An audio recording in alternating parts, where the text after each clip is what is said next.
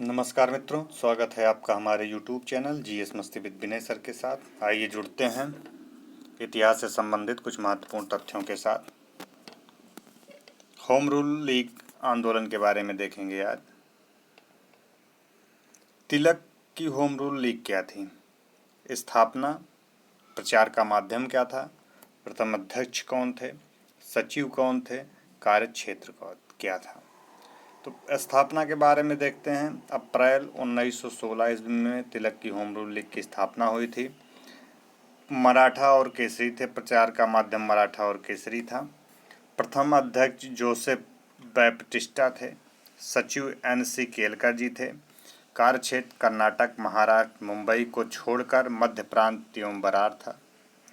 Annie Besant की home rule league क्या थी? स्थापना सितंबर 1916 ईस्वी। प्रचार का माध्यम क्या था? कॉमनवेल्थ न्यू इंडिया था। सचिव कौन थे? जॉर्ज अरुंडेल थे।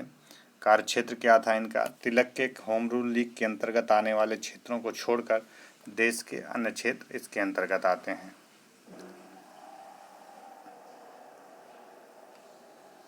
ये हमारा एनी बेसेंट की होम रूल लीग थी। अगला देखते हैं कुछ महत्वपूर्ण तथ्यों को। भारत में होम रूल आंदोलन को सर्वप्रथम एनी बेसेंट ने प्रारंभ किया। पूछे अगर भारत में होम रूल आंदोलन को सर्वप्रथम किसने प्रारंभ किया था, तो एनी बेसेंट ने प्रारंभ किया था। होम रूल लीग स्थापना सर्वप्रथम बाल गंगाधर तिलक ने किया था।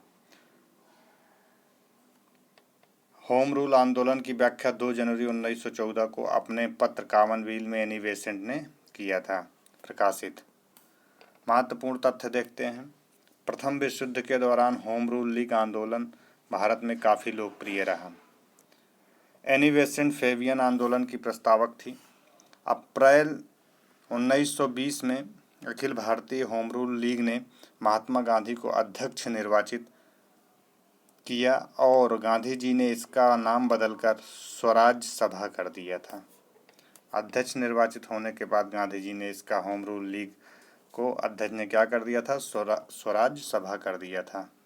डायरेक्ट यहाँ से पूछ सकता है।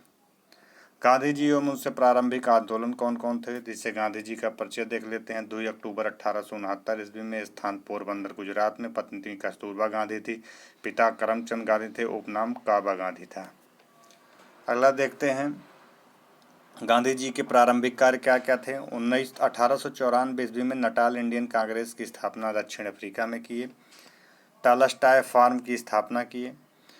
अखबार इंडियन ओपिनियन द अफ्रीका के नाम से प्रकाशित हुआ। 1904 में फिनिक्स आश्रम की स्थापना किए डरबन दक्षिण अफ्रीका में। पूछेगा दक्षिण अफ्रीका में फिनिक्स आश्रम अवस्थित है, कहाँ पे अवस्थित है? डरबन दक्षिण अफ्रीका में। 1915 में सत्याग्रह आश्रम की स्थापना कहाँ पे किए थे? अहमदाबाद में। सत्याग्रह अहमदाबाद में और फिनिक्स कहाँ पे? डरबन दक्षिण अफ्रीका में। अगला देखते हैं गांधी जी के सिद्धांत क्या क्या थे। गांधी जी अराजकतावादी सिद्धांत, राम राज्य के युगल सिद्धांत को मानते थे। गांधी जी दार्शनिक अराजकतावादी मानते थे, जैसे सत्य अहिंसा को मानने वाले थे। समाजवाद का अर्थ है सर्वोदय। सत्याग्रह रणनीति जो हुआ करती थी, सर्वाधिक प्रभावी अस्त्र था उपवास उनका। अगर पूछा जाए गांधी जी का सर्वाधिक प्रभावी अस्त्र जो माना गया है उपवास को अग्निबाण की संज्ञा दी गई है। अंतिम अस्त्र क्या था? अंतिम अस्त्र उनका हड़ताल हुआ करता था। सत्याग्रही का उद्देश्य शत्रु को पराजित करना नहीं है। इनका उद्देश्य यह था कि हमें शत्रु को पराजित नहीं करना है, शत्रु का हृदय परिवर्तन करके उसे अपने अनुकूल बनाने इनका उद्देश्य था। इच्छा क्या थी? राज्य विहीन समाज की स्थापना करना। निष्क्रिय प्रतिरोध क्या था? दक्षिण अफ्रीका में राजनीतिक अस्त्र था। सत्याग्रह राजनीतिक शक्ति थी। सत्य को मानकर किसी वस्तु के लिए आग्रह करना सत्याग्रह कहलाता है। अगला देखते हैं जिस चंपारण सत्याग्रह क्या था।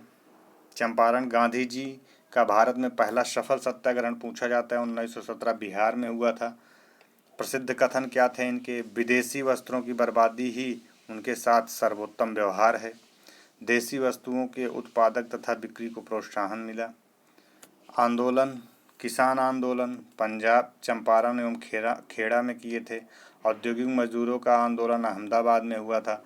प्रसिद्ध कथन इनके और थे, हरिजन सेवा मेरा जीवन श्वास है, इसके लिए बिना मैं एक क्षण भी जिंदा नहीं रह सकता। हरिजन सेवा मेरा जीवन श्वास है, इसके बिना मैं एक भी क्षण नहीं रह सकता। किसने कहा था? गांधी जी ने कहा था। तो ये कुछ उनके महत्वपूर्ण तथ्य। गांधी जी के प्रेरणा स्रोत क्या थे?